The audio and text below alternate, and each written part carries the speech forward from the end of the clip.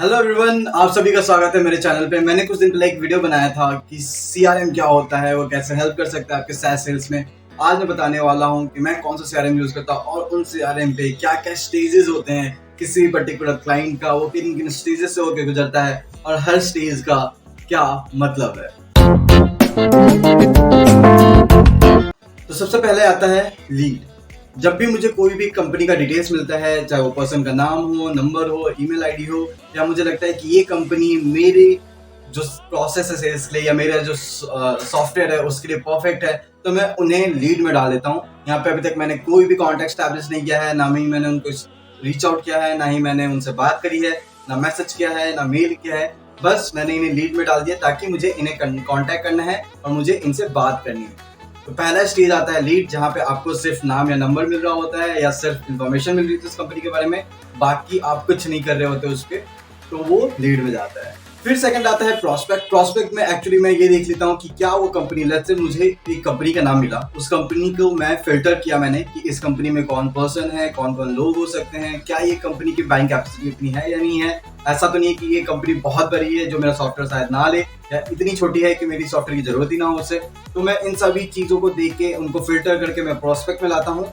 Lead जहाँ पे मुझे सिर्फ नाम पता चला, प्रोस्पेक्ट जहाँ पे मैंने ऑलरेडी सारे फिल्टर्स कर लिए हैं, सारी चीजों का पता कर लिया है, कौन कॉन्टैक्ट पर्सन होगा, कहाँ पे बेस्ड आउट है, कंपनी क्या करती है, सारी चीजें पता करने के बाद वो आता है प्रोस्पेक्ट में।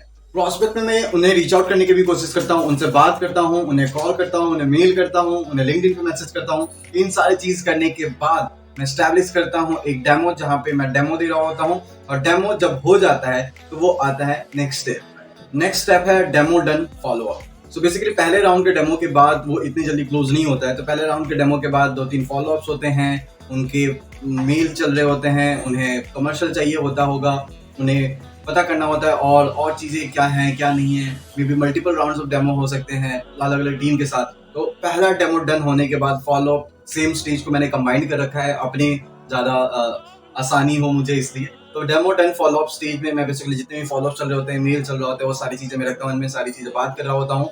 और ऐसे ही मैं ये ध्यान रखता हूँ कि कितने क्लाइंट के साथ मैंने डेमो कर लिया है और कितने मेरे फॉलो अप्स में है। उसके बाद का स्टेज आता है पीओसी या ट्रायल। कुछ कंपनियों को मैं पीओसी नहीं ऑफर करता हूँ या पीओसी उन्हें जरूरत नहीं होती है, वो सीधे नेक्स्ट स्टेप पे चले जाते हैं। और बहुत सारे कंपनीज को पीओसी चाहिए होता है, प्रूफ ऑफ कॉन्सेप्ट चाहिए होता है, ट्रायल चाहिए होता है 10 दिन का, 15 दिन का। और ये बहुत मेजर स्टेप है, बहुत मेजर ये जगह है जहाँ पे आप कंपनी को बहुत सामने से आपको ध्यान देना पड़ता है, क्योंकि डेमो डन होने तक उन्हें ठीक है समझ में आता है कि कॉन्सेप्ट क्या है आपका, आप क्या करना चाहते हैं, सॉफ्टवेयर क्या कर सकती है। और जैसे वो पीओसी में आता है, वो आपके सॉफ्टवेयर को लाइव यूज कर रहा होता है। अगर इसमें कुछ भी चूक होती है तो क्लाइंट बहुत आसानी से जा सकता है। तो इस पे मैं बहुत ज्यादा ध्यान देता हूँ, स्पेशली जो पीओसी चल रहे होते हैं और पीओसी के कुछ पहले दिनों पे, तो ये बहुत ज्यादा इंपॉर्टेंट है। इसलिए मैंने इसे एक अलग कैटेगरी बना रखा है, एक अलग स्टेज बना रखा है, जहाँ पे पीओसी और ट्रायल चल रहे होते हैं जिन कंपनी का मैं इनमें रखता हूँ। पीओसी खत्म होने के बाद कमर्शियल डिस्कशन पे आते हैं हम।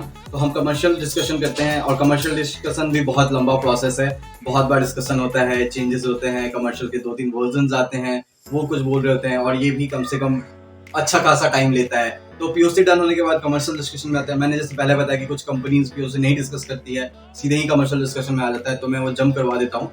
पर ये स्टेज भी बहुत इंपॉर्टेंट, जहाँ पे आप डिस्कस कर रहे होते हैं कि आपको कितना पैसा मिलने वाला है, और ये फाइनल स्टेज होता है ऑलमोस्ट, जहाँ पे आपके कमर्शियल डिस्कशन होने के बाद कंपनी आपकी क्लाइंट बन जाती है। तो जो सबसे अच्छा स्टेज है वो है वोन, जहाँ पे मैं डाल देता हूँ कि हाँ कमर्शियल फाइनल हो गया है, एग्रीमेंट हो चुका है, एनडीए साइन हो चुका है, अब ये हमारा क्लाइंट है, यहाँ पे हमें पैसे मिलेंगे। तो इन कंपनियों को मैं डाल देता हूँ वन में, और जैसे मैं इन्हें डालता हूँ एक बहुत अच्छी खुशी मिलती है कि मैंने डील क्लोज किया है।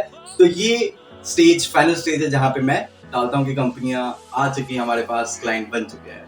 Last but not the list, last stage बहुत इंपॉर्टेंट है, वो है लॉस्ट का।